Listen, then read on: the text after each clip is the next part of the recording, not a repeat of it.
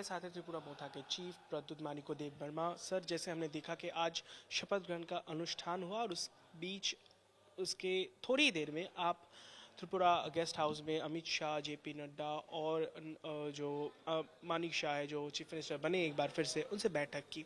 हम जानते हैं कि इस बार के चुनाव में आपका अहम रोल रहा और जिस तरीके से चुनाव प्रचार के दौरान भी त्रिपुरा मोथा जो इंडिजिनस पीपल है त्रिपुरा के, उनके आवाज़ को आगे लेकर बढ़ रहा था और शायद एक इस आलोचना के जरिए एक समाधान शायद मिला होगा। ज़रा बताइए कि इन 2 घंटों में आप लोगों के बीच क्या तय हुआ, किस तरीके से यह रणनीति तय हुई कि इन लोगों के लिए अब कुछ करना है, क्या कुछ रहा? आज हमारी मीटिंग गृह मंत्री अमित शाह जी से हुई और उन्होंने स्वीकार किया कि त्रिपुरा के जनजातियों का बहुत प्रॉब्लम है, कष्ट है और उसके लिए एक कॉन्स्टिट्यूशनल सोल्यूशन चाहिए।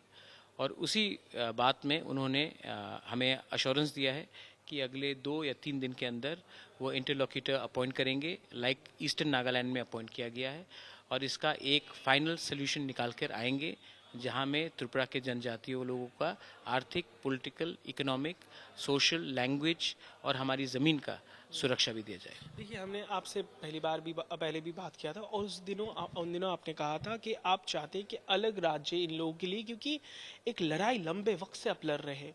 क्या वो मांग जारी रहेगी या फिर हम ये भी देखेंगे कि आने वाले दिनों में, क्योंकि जब इंटरलॉक्यूटर आएगा, जब हम बात करेंगे तब उसमें हम हर विषय का बात करेंगे और जब ये बात होगा तो हम भी अपने पॉइंट्स रखेंगे, वो भी अपने आइडियाज़ रखेंगे। मैंने हमेशा कहा है कि हम बात करना चाहते हैं, आप हमें बात में बुलाइए, हम अपना पॉइंट्स रखेंगे, आप अपना पॉइंट्स रखिए और जहाँ में हमें ठीक लगता है, देश के लिए अच्छा है, हम करेंगे। तो जब ये बात शुरू होगा तब आप इसका नतीजा देखेंगे। लेकिन मैंने ये नहीं कहा कि अगर आप एक ही पॉइंट में रखेंगे तो हम बात नहीं करें। हम कॉन्स्टिट्यूशनल सोल्यूशन हमेशा हमने कहा है, संवैधानिक सोल्यूशन, और अब उस बात में हम बात करेंगे।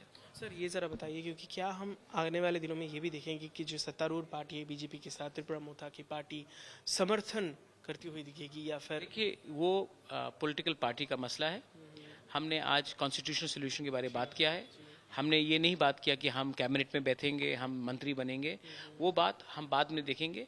पहले आप हमारा 14 लोगों का कॉन्स्टिट्यूशनल सोल्यूशन देखिए, उसके बाद 3-4 लोगों को अगर पॉलिटिकली रिहेबिलिटेट करना, वो नॉन इशू है। मेन इशू है हमारे लोगों को क्या देना, पहले उसके बारे में बात करते हैं। हमको पब्लिक ने वोट नहीं किया क्योंकि हमें मंत्री बनना है, पब्लिक ने हमें वोट किया क्योंकि वो चाहते हैं कि इसका समाधान निकले। पहले वो समाधान हो, उसके बाद वो विषय में हम बात करेंगे। क्या लग रहा है, क्योंकि आपको क्या लगा कि केंद्र सरकार की जो रवैया रहा है पॉजिटिव था? बहुत पॉजिटिव था और इसी के लिए उन्होंने कहा कि वो इंटरलॉक्यूटर अपॉइंट करेंगे और उन्होंने कहा कि ये शीघ्र ही होगा और टाइम फ्रेम के अंदर होगा। अगले 2 या 3 महीने के अंदर इसका नतीजा भी निकलेगा। जो डेडलॉक्स बना हुआ था इस बीच, क्या अब वो टूटते दिख रहा है या फिर आप कहेंगे? मैं ज़रा ये जानना चाह रहा हूँ क्योंकि आपके उस त्रिपुरा मोथा के जितने समर्थक हैं, जिनके वहाँ के इंडिजिनस लोग हैं, इस मीटिंग के बारे में, ये जो शुभ शुरुआत आप कह रहे हैं हो चुका है आज के मीटिंग के द्वारा, क्या रिएक्शन आ रहा है? क्या आप लोग? बहुत पॉजिटिव रिएक्शन आ रहा है। सबको लग रहा था, क्योंकि बहुत लोग कह रहे थे ये कभी संभव ही नहीं होगा, अब संभव हो गया है। अब बात शुरुआत हुई है, अब बात में बात होगी, दोनों पार्टीज अपने पॉइंट रखेंगे। हम तो 2 दिन में ये बात नहीं कर रहे हैं, हम तो मैगी नहीं बना रहे कि 2 मिनट में इसका रिजल्ट निकलेगा। इसका समय जाएगा, हम अपने तरफ से, हमारी टीम जाएगी, बात करेगी, वो अपने पॉइंट्स रखेंगे और बात करके एक ऑनरेबल रिस्पेक्टेबल कॉन्स्टिट्यूशनल सोल्यूशन लेकर ही हम आएंगे अपने जनजातियों के लिए। आपके जिस तरीके से आप महाराजा होकर इन सब चीज़ों को, इन लोगों के आवाज़ को आगे बढ़ाया, मैं समझ सकता हूँ कि आज की घड़ी, आज का ये शाम आपके लिए बहुत भावुक है। किन किन को याद करें, क्योंकि ये लंबा लड़ाई आपके लिए सिर्फ नहीं थी, शायद उन लोगों के लिए भी, आपके परिवार के लिए भी था। ये परिवार के लिए नहीं था, ये लड़ाई हमारे गांव में जो गरीब महिला है, जो यूथ है, जो बुजुर्ग है, जिन्होंने मेरे इलेक्शन में 200 रुपया, 20 रुपया चंदा दिया है, ये उनका है। ये एक परिवार का लड़ाई नहीं है, ये एक कम्युनिटी का एक अधिकार का लड़ाई था।